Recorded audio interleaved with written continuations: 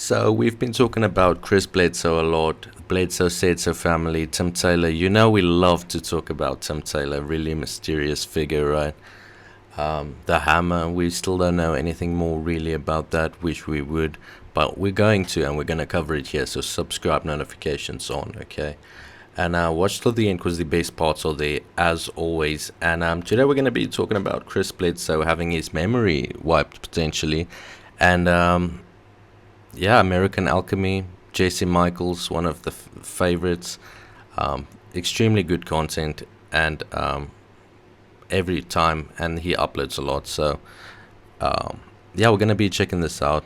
And, we were just talking about, Tim Taylor. Yes, who that's the guy. I would always mention pseudonymously. He was written about in this great book by Diana Pasulka, religious studies professor, called American Cosmic. And then he was kind of doxxed by Chris Bledsoe on your show, actually. Right, So- which I thought that might have been the reason that video got completely blasted off the face of YouTube because of him talking about him. Right, because if I'm that guy, Yeah. and I have all these connections that he allegedly has, Yeah, I could probably make a call or send an email to somebody at YouTube being like, nuke this thing. totally. Yeah, well, that's what, and Bledsoe even says in the story that Tim Taylor gives him a whole brief about UFOs.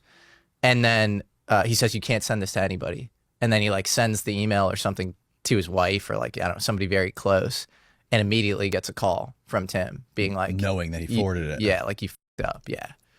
And so, who knows if that's a test and they're just sort of being psyoped or, I don't know. I think even Bledsoe thinks that, maybe he was being messed with initially when he sort of entered his life. And even when I think he was giving him a tour of Kennedy Space Center. What was he said when you walk through the security, when you walk past the security tower, he goes, just play a song in your head. Yeah, so they can't access your thoughts. So they can't access your thoughts, Yeah, right? Yeah. And I asked him, what? Yeah. I'm like, who's in there? Yeah. And he was he didn't know. He's like, mind readers. I don't know if they're aliens or humans, but they read your mind. so this makes Tim Taylor even more fucking mysterious, right? He skips TSA, he just walks right past, doesn't even get a second look. This guy is next level, okay? And then he says to not tell anybody anything, and then as a test, right, Tim Taylor has access to all this guy's media, social media, all accounts. So he was testing this guy, and I wonder what would have happened if he passed this test. What would the next stage be? But I guess now we'll never know, right? Because we don't know about any other people that Tim Taylor has mentioned. Has anybody looked into it? Let me know. Let's start that conversation, right? Yeah. And then he also said some shit that I'm like, I don't even know if I want to say on camera, but he Say it, Danny. he told me some stuff. Okay, essentially, I'll dumb it down so it's not too technical, but he basically told me that this fella showed him a real life Men in Black neuralizer No way. that wipes your memory. No way. This is what he told me. How can you know And if it's a neuralizer? We actually cut the segment out of the podcast because I was like, there's no way I'm putting this on the podcast. It was like a 10-minute chunk of that Bledsoe podcast where he explains. Yeah. This is very interesting, but why the fuck would you cut it out? Okay, I know Danny Jones's one podcast that he did with Chris Bledsoe where he said some really sensitive shit. It got pulled down, and his YouTube rep was like, I've no fucking idea how this happened. I've never seen this, So things are really weird, and then we have to keep in context that Tim Taylor has this kind of access, and these reps and people that don't know how this happened, it kind of connects, right? These two facts. Everything about it, how it works, where they got it from. No way. Yeah, bro. Why didn't they neuralize him after they described the whole neuralizer? That would seem like... You would think they would want to do that, right? So I also wonder, how would a real-life neuralizer even work? Would there be a setting to how long ago their memory should be wiped? 5 minutes?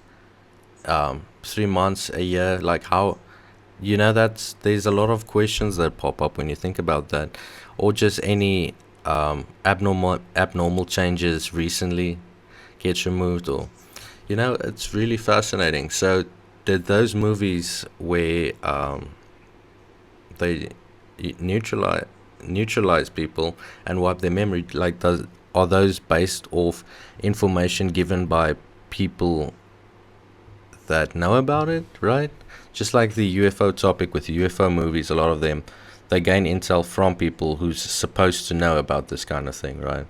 But like that is like essentially is like one of the explanation for the missing time stuff. And he had another story about like missing time where they were like walking through a forest. Yep. I don't know if you're familiar with that one, but like they were walking, him and Tim were walking through a forest with somebody like looking for something. And then all of a sudden it like they started over. Whoa.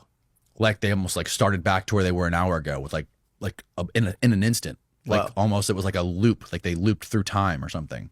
It's fascinating. Weird. I don't know. Well, I just, we were talking earlier about, I did a piece on this guy, Thomas Townsend Brown, who I think is just a fascinating character. One of the best documentaries I've ever seen. Thank you, man. It is incredible. Appreciate that.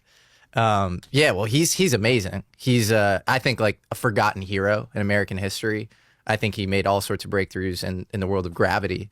But in general relativity, gravity and time are related. So the kind of subplot of his whole biography, it's a great biography called The Man Who Mastered Gravity by a guy named Paul Shatzkin. Recommend you all read it. Mm-hmm. The subplot is that he's obsessed with time travel. And he talks about time travel constantly with his wife, Josephine, his daughter, Linda. And here's where it gets really weird.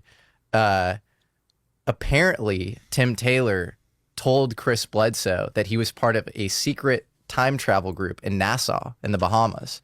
So supposedly Tim Taylor studied and had a team in the Bahamas as well. Like, why the Bahamas? Are there locations, black sites? What is this, right? And the president of that group was Thomas Townsend Brown.